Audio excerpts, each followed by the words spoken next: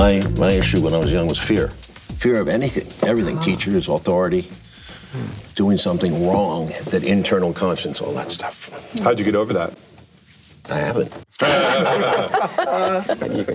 What was the very first moment when you remember falling in love with film? Oh, my mother used to take me out of school to play hooky and go with her to the movies. It was Wednesday, they used to open double features in New York. And she took me to one movie, it was black and white, and it was the first one I really remember. Two lovers at the end of the movie were in love. They'd gotten away and they were in a car, headlights at night, and all of a sudden they do not cross this barrier sign shows up. They crash into it. End of movie. And it really, you see where my mentality is. Really, You haven't changed in all those years. but those were the B, they made B movies as the trailers sort of to the A movies. It was every Wednesday a double feature.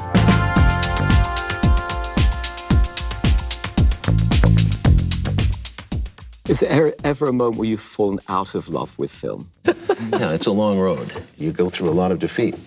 There's a lot of setbacks for everybody. And we have some successes here and there, but it always seems like there's more failures than successes. I think when Kubrick said that famous line about, it takes years to make a film and 2 hours to write about it, he was really venting his frustration at people who can sit there and think they see it all in the 2 hours. It's not possible. The editing process is the most questioning on earth. You have to go through the whole script again, and often it leads to rewrites. Rewrites in the editing room. It is a rewrite, the edit. You're dead by the time it comes out. And then when you have the review part, the marketing part's the worst because it's so frivolous at one point. To talk about Snowden, it took 2.5 years. It was one of the hardest things I've done because it required so much research. It was research that kills you. The information is so complicated. I'm not a computer man. And just to go through this layers and layers and understand all these programs that the National Security Agency have come up with to snoop on people. Data mining at the highest level. All over the world, not just America, the whole world. How is this all possible? Keyword selectors. Attack, take out, Bush.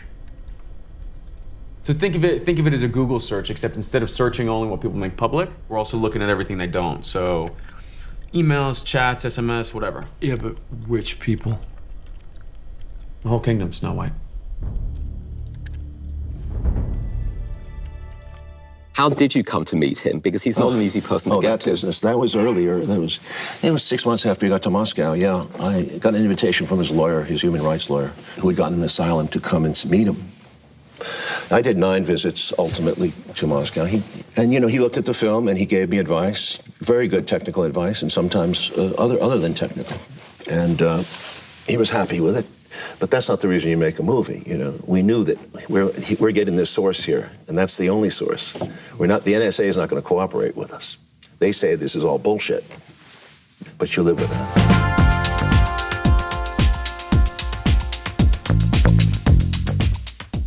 What was your first job, or what was your worst job? Well, I was a lot of things. I was, as you know, I was a soldier. I was a merchant sailor. Before that, I was a teacher over there in Asia.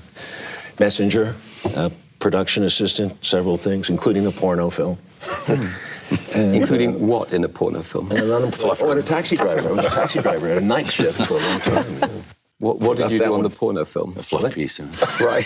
What did you do on the porno film? I was a production assistant. I had to haul up crab dollies 3-4 flights of stairs. But it was a soft porno. It was, it wasn't particularly exciting. Oliver, a lot of times your films are not only judged on their own merits, but you as a filmmaker as well. And I'm curious whether you think that's a fair assessment. I have to say I don't want to protest too much, but I've had that problem since I started. I think because one of my first films was about Vietnam, they thought I was a soldier, and then because I had some rough language about women in Salvador, I didn't like women. So they identify you, they typecast you, and it stays that way. It's surprising. There are some critics that are still knocking me 30 years later. The same stuff. They didn't like one film I did, and they say, well, he was much better before when he did that. But they never said a kind word then, so what are they talking about? Hi, I'm Taraji P. Henson. What's going on? I'm Alicia Keys. Matt Damon. Naomi Harris. Thanks for watching. Thank you so much for watching. For more videos, Be sure to subscribe to Hollywood Reporter. I don't work for The Hollywood Reporter. They paid me to say that, though.